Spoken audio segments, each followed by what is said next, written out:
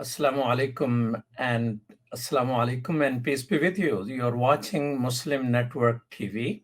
This is Imam Malik Mujahid. You can always watch us on Galaxy 19 satellite, Amazon Fire TV, Roku, and pretty soon on Apple TV. And of course on our website on muslimnetwork.tv, as well as YouTube and Facebook pages. Um, and today we'll be talking about amazing conversation with amazing people who have spent their time in the struggle for peace and justice. What I am seeing as an energy to bring peace in America by treating every human being as equal is moving forward. And some good statements are coming out. President Carter yesterday said, silence can be as deadly as violence. People of power, privilege, and moral conscience must stand up and say no more to racially discriminatory policing and justice system, immoral economic disparities between whites and blacks, and government action that undermine our unified democracy. We are responsible for creating a world of peace and equality for ourselves and the future generation. He said that we need a government as good as its people, and we are better than this. President Clinton said, in the days since George Floyd's death, it is impossible not to feel grief for his family and anger, revulsion, and frustration that his death is the latest in a long line of tragedy and injustice, and a painful reminder that a person's race still determines how they will be treated in nearly every aspect of American life. That was President Clinton.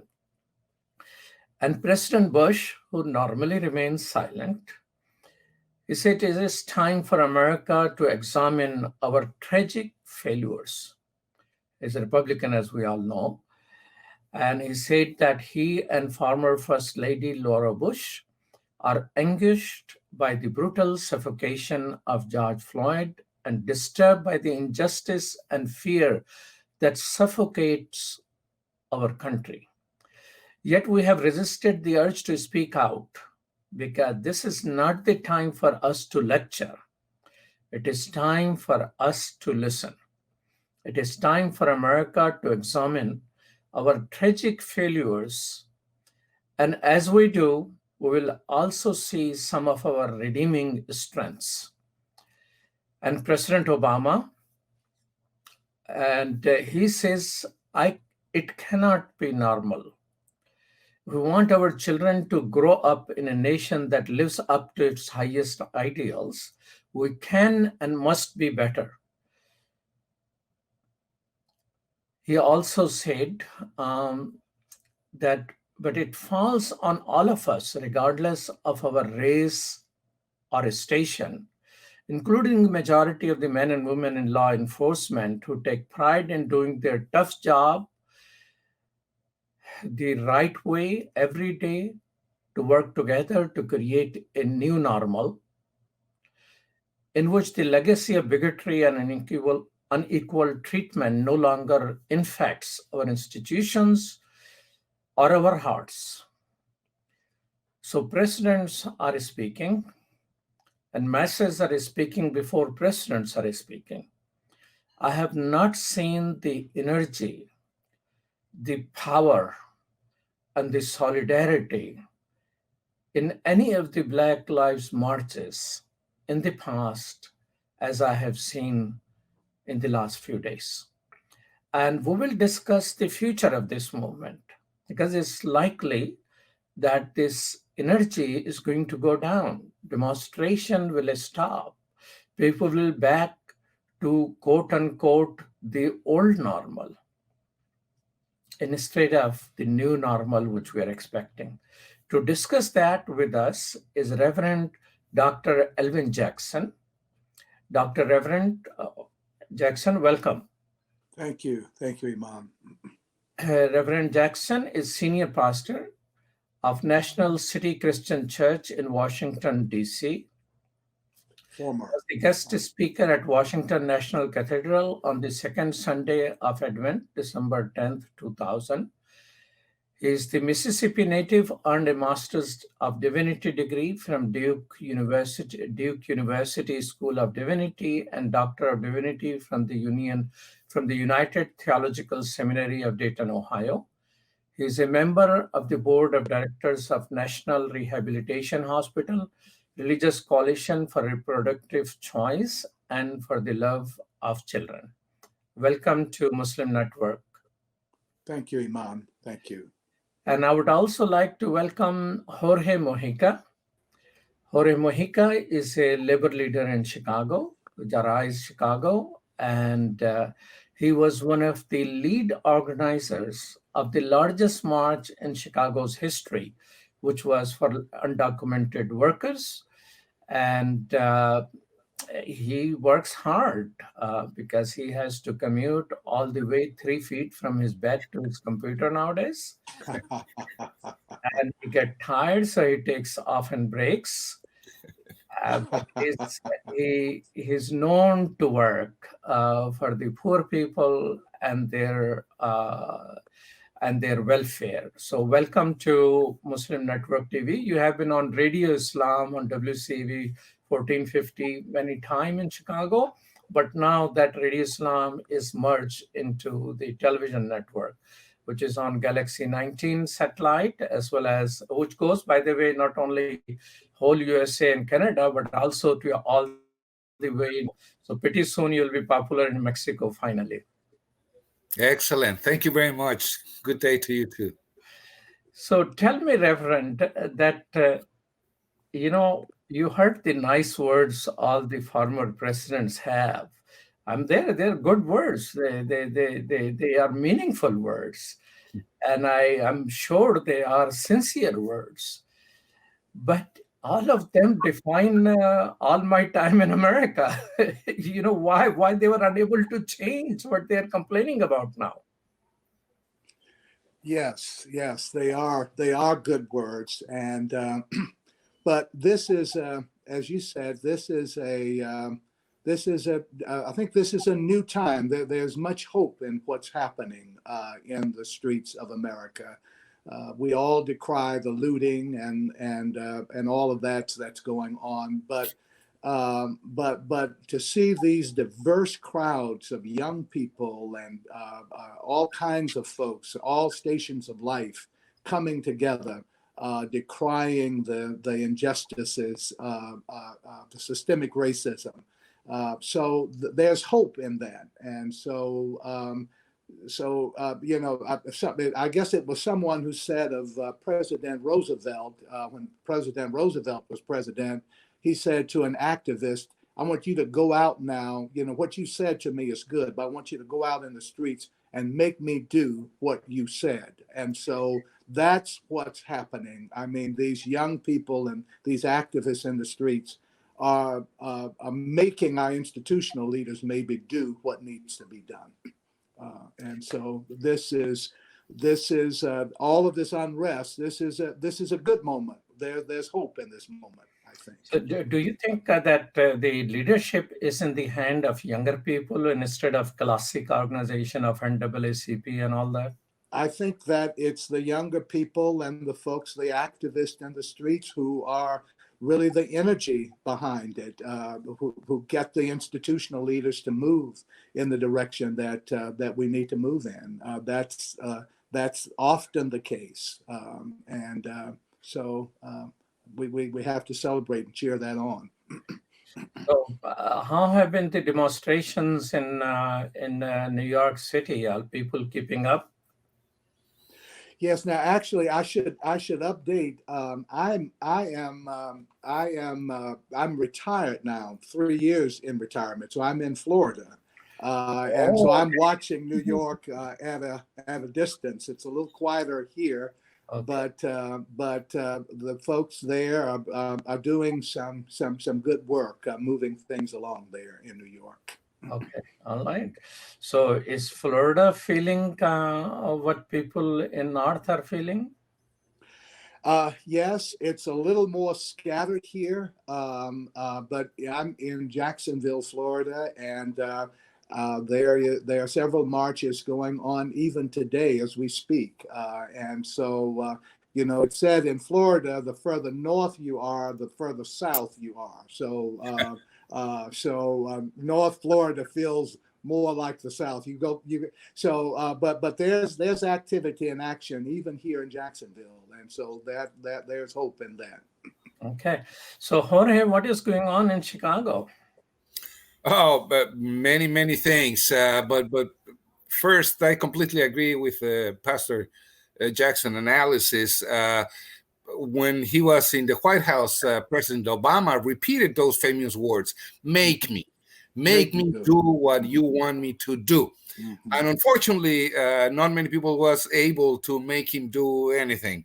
And so it happened with all the presidents, despite their willingness, if they had any, to make profound changes. Nobody made him do anything really at this level. But now this movement in the streets is really hopeful. I think the masses in the streets are leading. The traditional institutions, the leadership, what we know as leadership in all communities, are following these protests. This is not a national. Let me think of a theme and launch it. No, this is wow. This is happening. So I better react. I better say something. I better don't lose my leadership. Mhm. So I follow and I support and etc. etc. etc. To make presidents to declare something, it's really important. I mean, Mhm. you said it, Imam. Bush doesn't talk publicly. Obama has been mostly keeping quiet, and they have come out and declared and said, "Yeah, there's something very wrong, and we have to change it." So that is what's been happening in all over, not only in Chicago. In Chicago, there's been several demonstrations. There's also been, looting. We all know that, and unfortunately, it derived into a black versus brown, brown versus black uh, beginnings of a war, which I hopefully believe is coming to an end. There were several demonstrations yesterday of black and brown unity, and that's what we needed. I think there is envy on the side of Latinos against African Americans because they are citizens and we are not. So we want the things they have and we don't have them. But that's coming to an end. I think. I hope. There's been more and more expressions of solidarity and unity than confrontations. That's my city these days. Now, the President Carter. I mean, all this statement of President Carter. Silence can be as deadly as violence. That struck me as the master sentence of all the presidents, what they are saying. Everyone has extraordinary things to say, except the one who is sitting in White House. Or is he still walking to the church for some reason? What was that drama? I mean, hitting people with rubber bullet. I mean, rubber bullets can kill people. And going to just take a photo up. I mean, he didn't even say anything. He just went there to take a photo with the Bible. He could have taken a photo with the Bible in his own yard somewhere. But silence can be as deadly as violence. So the silence of President Trump in front of the church, witnessed by the Bible in his hand. I mean, it's how does it help? I mean, who are the people who are silent at this moment? I see a lot of white folks, young people especially, are marching as well. Yeah. I saw some of the corporations. I did not see in the earlier days of Black Lives Matter campaign, in which corporations giving a statement, and now I see some corporations are issuing statements and solidarity statements. So silence can be as deadly as violence. Who are the people which we can encourage now to speak up? Who is not speaking up? Anyone of you, please feel free to talk.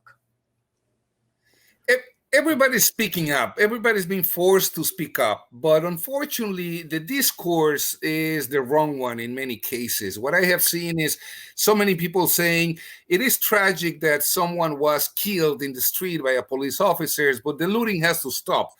And I think it should be the other way around. It is tragic that there is looting, but police killings have to stop. It's a matter of priorities, and not many people are willing, at least in the spheres of power, to condemn the police departments, to condemn the ongoing and everyday in our lives police brutality. I think police departments were created for what they are doing. They are sent out to the streets to confront the demonstrations.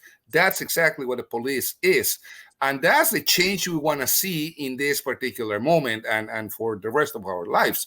I mean, we cannot live in a state that is pretending to be democratic, but has this incredible force, militarized force in many cases, to restrain and confront and arrest people and jail people without any consequences. The police has immunity. They can do anything they want. They can break the law. It doesn't matter. They have immunity. That's what we need to change. And many people have been silent on that. President Obama fell short of condemning the police departments in his speech 2 days ago. He doesn't go all the way, and nobody does. And that's what we need, really. The police department in Chicago takes 45% of our budget. 45% of the city's resources go to the police department. That's what had to change. I agree. 5%, you said? 45% of the full budget goes to the police department. Wow. I didn't know that, Jorge. Where did you get that number? City budget. City budget, yeah. Is that the same situation in other cities, Reverend? Yes, it is. And I mean, and on a national level, 53% of every discretionary dollar goes to the military. 53% of every discretionary dollar that the federal government spends is military. And so we're spending about 15% of discretionary money on anti-poverty programs. And so we talk about there being scarcity, and we don't have enough to do some of the things that are needed. It's not enough. It's not a matter of scarcity. There's abundance in this country. We have misplaced priorities. We need to turn it around. And one of the reasons we are really supportive of the Poor People's Campaign, a national call for moral revival, and we're preparing for what we're calling the Mass Poor People's Assembly and Moral March on Washington, June 20.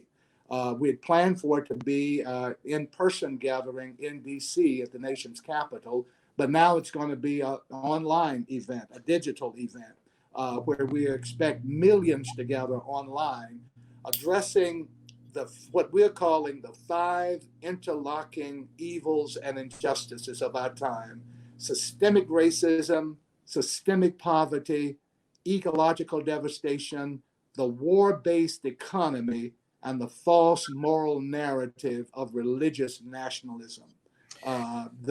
So that's what we are pushing on June. June 20th, and yes, we'll continue this conversation because you both are saying that. So the demand of defund police is connected with that 45% going over that way. Yes. And you're connecting that with the militarization versus the poverty at home. So let's continue on that topic after we take the short break. Okay. You're watching Muslim Network TV. We're on Galaxy 19 satellite, as well as muslimnetwork.tv, on Amazon Fire TV, Roku, as well as pretty soon on Apple TV as well. This is Imam Malik Mujahid. We'll be right back after these messages.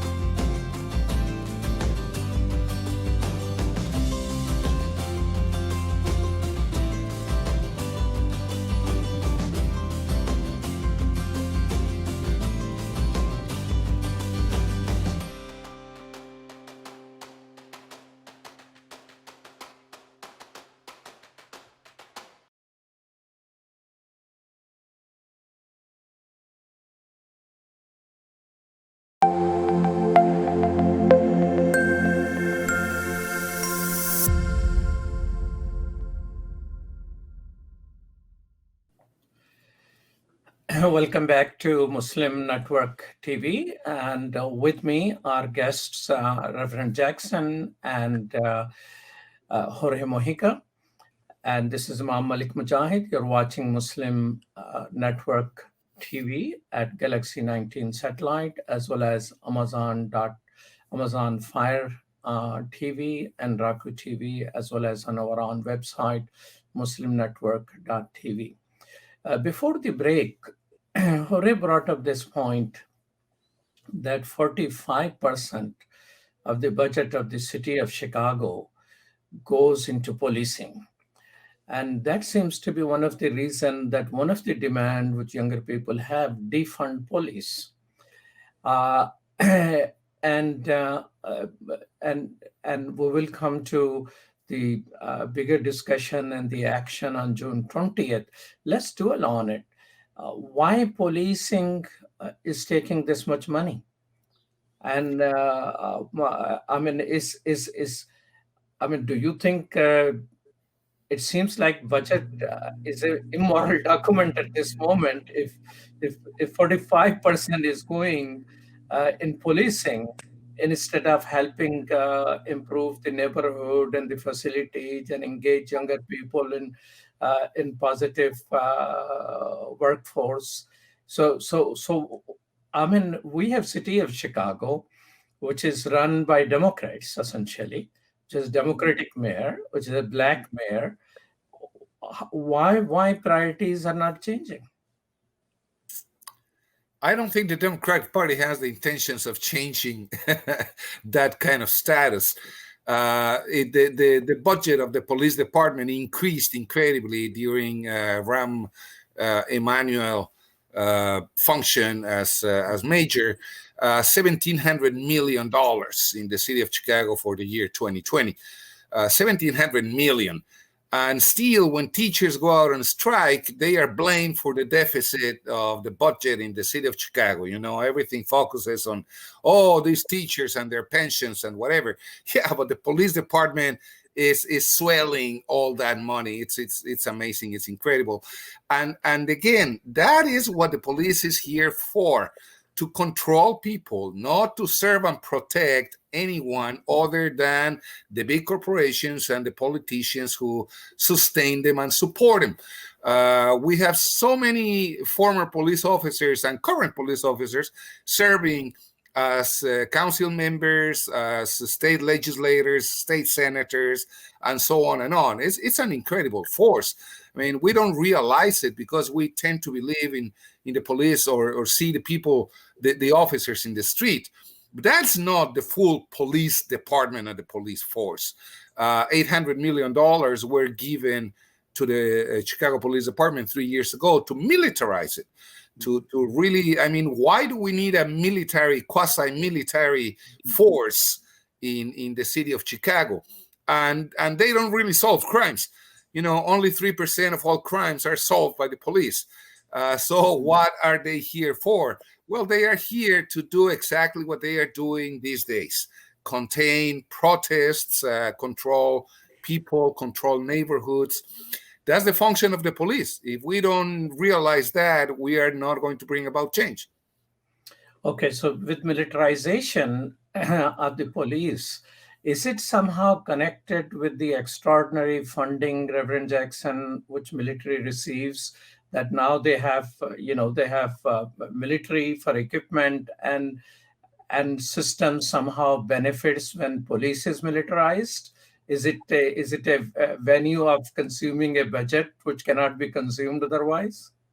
Yes, yes, I think so. I mean, how many times can we blow up one world? And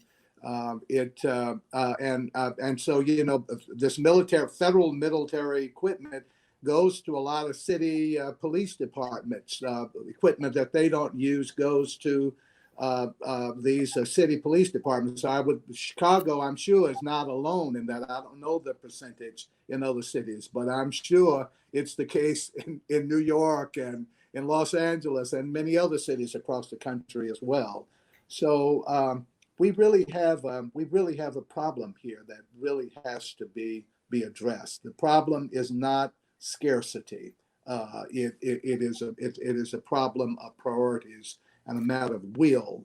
And I think these protests on the streets are forcing us to rethink some of that. We've got to keep it up, though. We can't let up on that because we'll just easily, after so little time, we'll go back to things normal, and we can't go back. We can't go back. We've got to keep this up.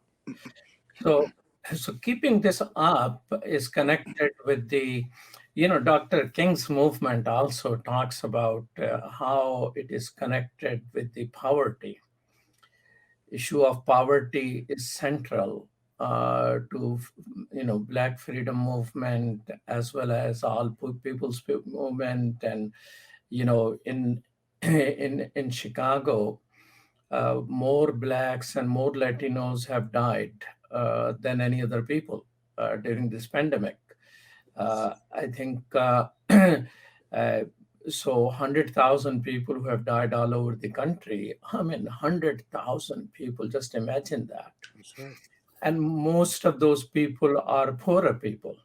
Mhm.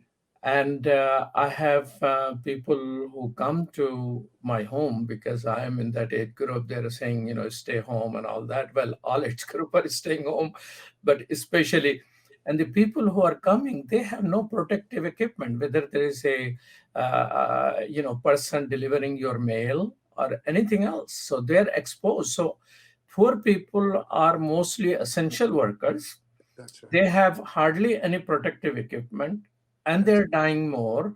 That's And right. now in New York, reports are coming out that that is the largest city in the richest country in the world, that 1 in 4 residents of New York need food.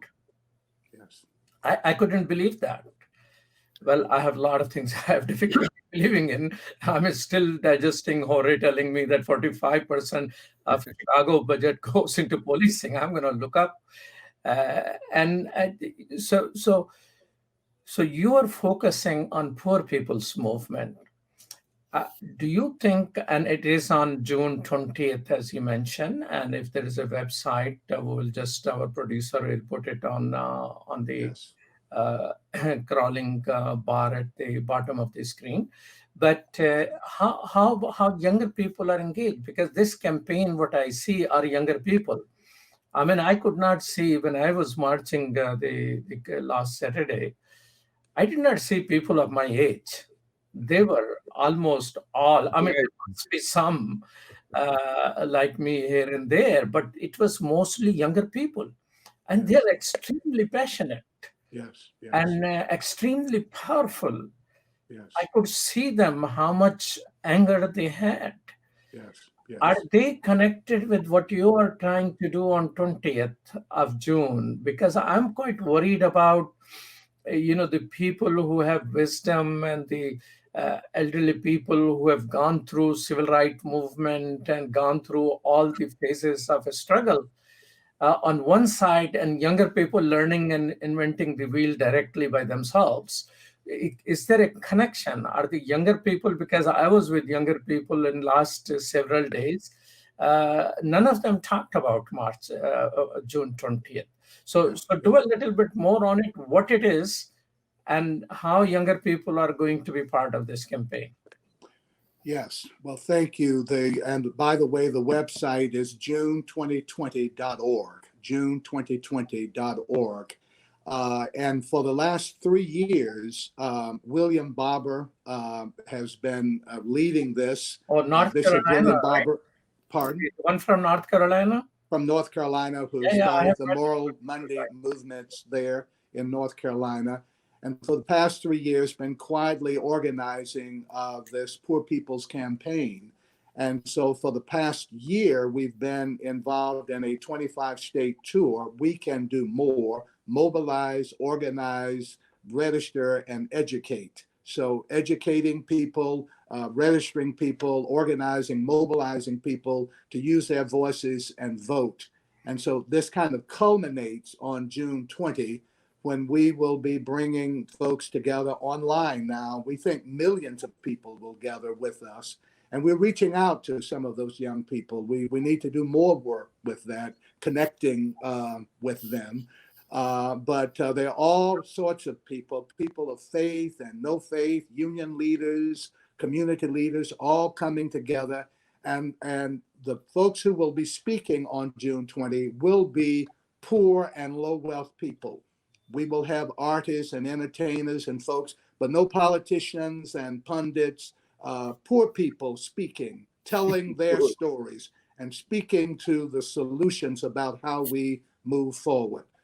So Polly, Polly in New York, who talks about having to sneak PPP equipment into the nursing home where she works. She calls it mass suicide, having to go to work every day and not having the proper protection equipment that she needs, having to sneak it into the nursing home. And so, there are 140 million poor and low wealth people in this country, and nearly half of the country.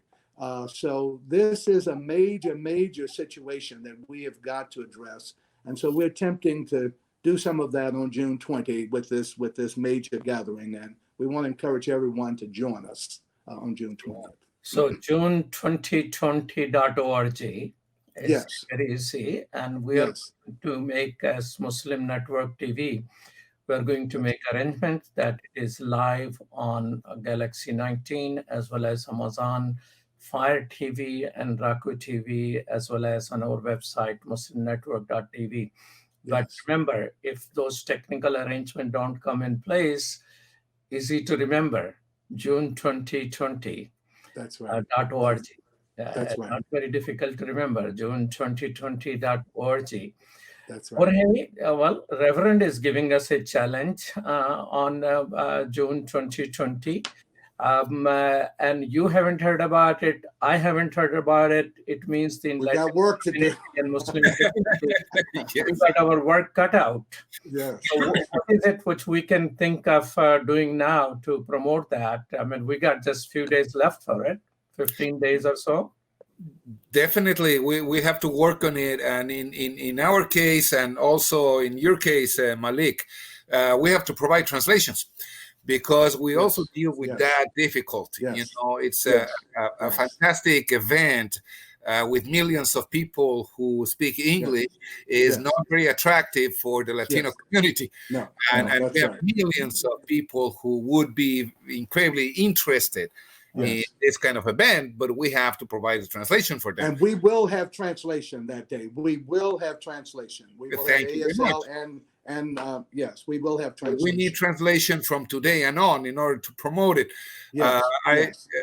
A good part of my work these days have been to translate the coronavirus information, medical information, technical information, whatever information, prevention information into Spanish, because the Latino community was the last one to really get the information.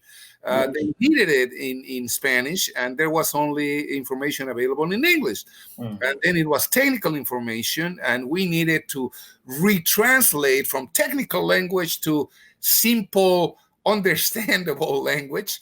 And that's what, most of my time, I think, has been explaining to people, detailing to people the small parts of life that would preserve their lives.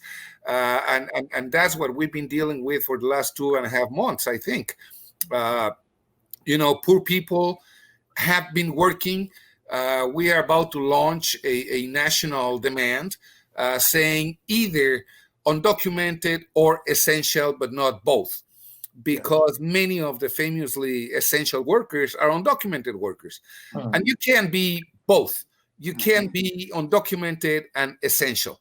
If you're essential, you should have all your documentation, all your papers, all your legal status in the United States. Forget about people. In that case, they cannot be abused as slaves, Although we have to point out, and that's one of the most brilliant lessons I learned in the Fight for 15 struggles, that it doesn't matter if you are a fifth-generation African-American worker. If you work at McDonald's, alongside with an undocumented worker, you earn minimum wage. That's it. And you only have 20 hours a week. So you're poor.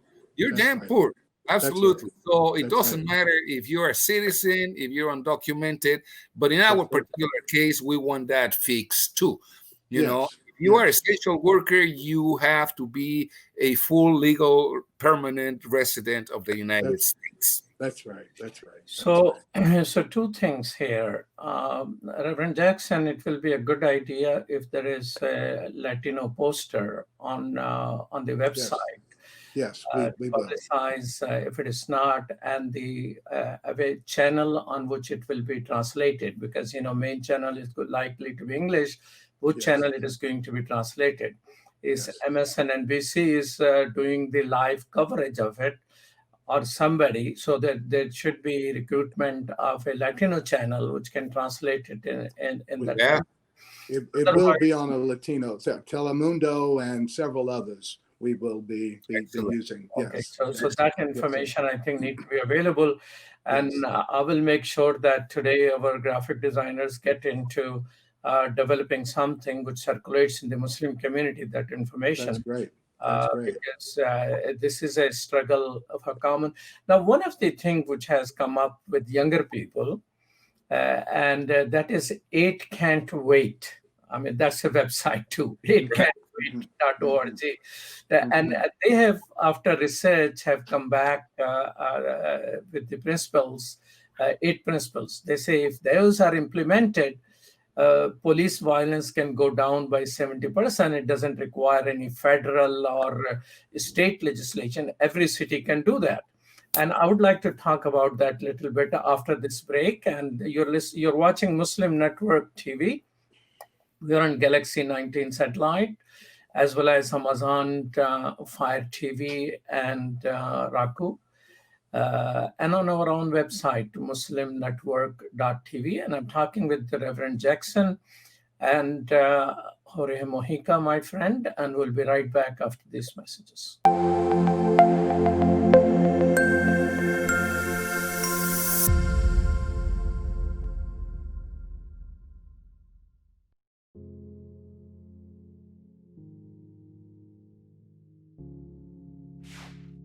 We are Justice for All. Headquartered in the heart of downtown Chicago, Justice for All is a global humanitarian initiative dedicated to raising awareness for human rights concerns impacting vulnerable minority groups. We promote policies that protect religious freedom, address the root causes of mass displacement, and recognize the plight of refugees and forced migrants. Our diverse team of staff and volunteers, led by Imam Malik Mujahid, work tirelessly to help Justice for All achieve their goals. Past campaigns covered a wide range of humanitarian concerns. Through Bosnia Task Force, imams and leaders of Chicago's Muslim community worked to ensure Bosnia became a top national issue.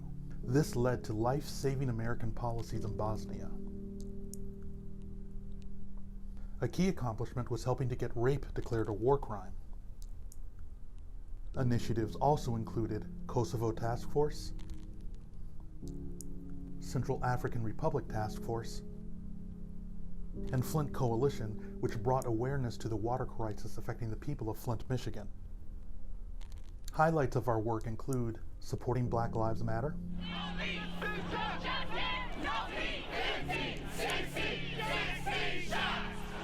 Parliament of the World Religions, addressing climate change. So wasteful consumption starts the ruthless production, and that's where we need all the fossil fuel in the world.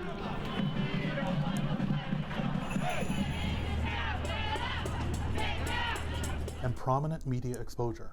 This is Imam Malik Mujahid, President of Justice for All. And I'm the Director of Outreach for Justice for All. And that's why we need to go back to what worked. Today we're demanding an apology from the CEO of Costco. The Chinese crackdown on Uyghurs and other Turkic people has only gotten worse.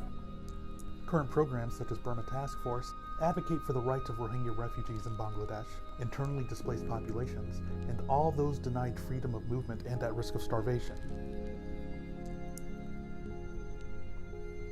Through this, we mobilized thousands of calls to elected representatives. This paved the way for the U.S. to increase funding for Rohingya refugees from $30 million to $210 million. 2 of our documentaries were featured on international news outlets. The Rohingya People, A Slow-Burning Genocide, on BBC World News, and Rohingya Refugees Tell of Massacre was featured on CNN. We've organized rallies, UN mission visits, expanded presentations on campuses, promoted research and report writing, outreach to think tanks, media, and other influencers. Faith Coalition educates about the Rohingya genocide and crimes against humanity faced by ethnic groups in Burma. We've traveled to refugee camps, convened a meeting of Karen, Kachin, and Rohingya leaders, both to encourage cooperation and to guide them in congressional outreach. We organized Rohingya Advocacy Day. This led to over 100 participants visiting the offices of 60 U.S. senators and congressional representatives. Free Kashmir advocates for the people of Kashmir. Long-term goals include the call for self-determination, the end of the Indian military's occupation of the territory, and raising awareness of Kashmiri issues among the American people. After the August 5th reinvasion of Kashmir, we organized national protests in front of various Indian government buildings, partnered with Stand With Kashmir, and launched a petition condemning the Gates Foundation's decision to present Prime Minister Modi a humanitarian award. Save Uyghur informs Muslims and neighbors of other faiths about the ongoing cultural genocide of Uyghur Muslims and mobilizes public support. Our projects include boycotting Chinese products with our Fast From China campaign, pushing Bill S-178 in the Senate, and organizing a nationwide protest of Costco.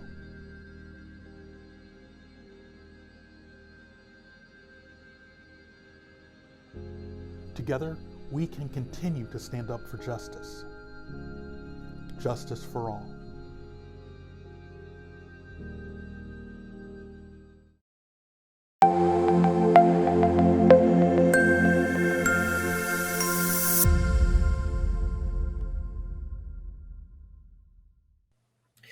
Welcome back to Muslim Network TV. This is Imam Malik Mujahid, and I'm talking with Reverend Jackson in Florida and Jorge Mojica in Chicago. They are community leaders concerned about poor people's movement, what's happening with the poor people, and the policing. And I continue to learn, despite being a little older person, that 45% of Chicago police, Chicago budget, city budget goes to policing. Who is subjected to this policing is normally poor people. And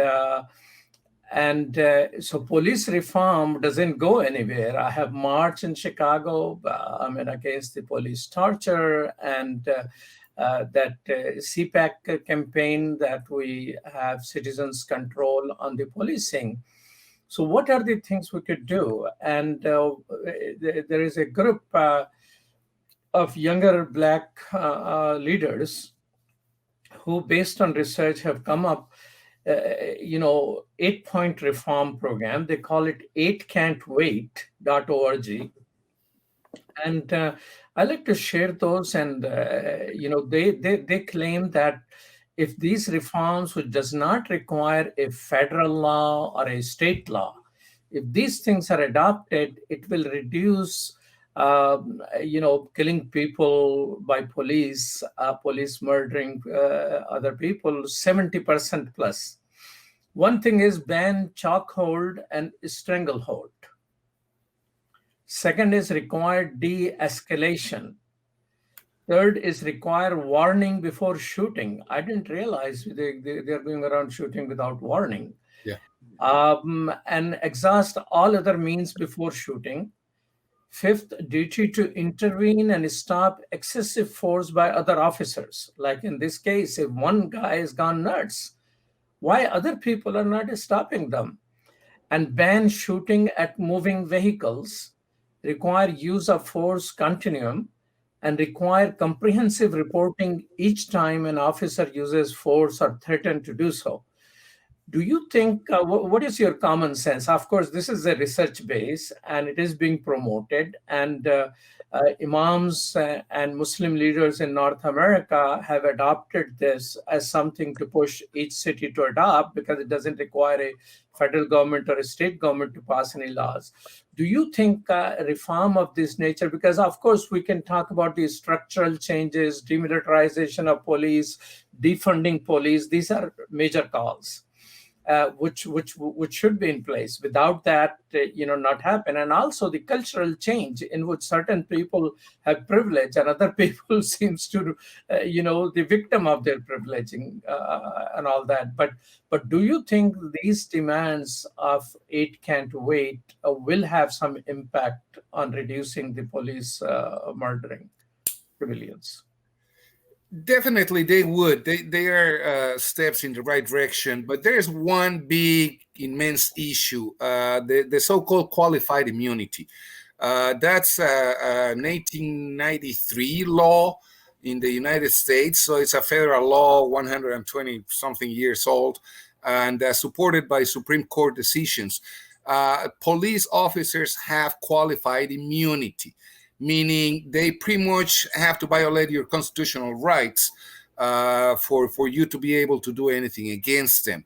That's one big national problem. We can, do all of the other steps, but if the police is still immune to being responsible, not much is going to change. That 99% of the cases of police officers get acquitted, but there are cases and some are punished. So how your argument of immunity is implemented when there are cases? I mean, now all 4 officers in Minneapolis are charged after a lot of protests. So there seems to be some room to pursue legal course against them. Yes, but do you remember the Rodney King uprisings? Yeah. The officers were acquitted. Mm-hmm. In that case, they didn't kill Rodney King, but they were acquitted. And that happens with 99% of all police officers accused of doing wrongdoing. The city of Chicago has spent between 2011 and 2018, there's no more data, but in those 7 years, spent $500 million paying victims of police brutality and police misconduct. So it's not only the yearly budget, it's also that the city of Chicago is forced to defend these police officers and pay when they misbehave. So that's another big chunk of money. $500 million is a lot of money just to cover up. And what happens when there's a negotiation and the city of Chicago pays a family that lost somebody is that there's no responsibility in it. The police department and the city of Chicago do not accept responsibility in it. So the officers who was accused goes back to work, gets paid back wages, and nothing happened. So yeah, you can do something, but it's not very effective, really. Yeah. And I agree completely. Those 8 demands are good and step in the right direction, but we've got to keep our eyes focused on the systemic structural changes, cultural changes that need to be made. So we've got to keep our eyes focused on the big picture, it seems to me. Even as we may make some steps with those demands, but there's some bigger issues there that we need to keep pushing on as well. Okay, so and one step to push bigger issues is that widening the movement, so more people feel part of it, that all will benefit. What are the chances that any of these former presidents who have very nice things to say, use their, capacity of the farmer capacity to really translate, because, protesters are younger people, and a lot of them are in prison right now. In Chicago, about 1,500 of them. Yes. Minneapolis, they were saying that 80% are outsider. It turned out 80% are from Minneapolis itself. So these are younger people who are coming out, and they are all sort of a beautiful shade of God's creation. There are white and blacks and browns, and all sort of people are part of it. So they eventually now they are stuck in trying to have bails. In some cases, their bails is set at $50,000 and things like that. So they're all, once they're arrested, they will be subjected to all the viral impact on them, pandemic and a whole lot of things. These people will go, but who are the elders who will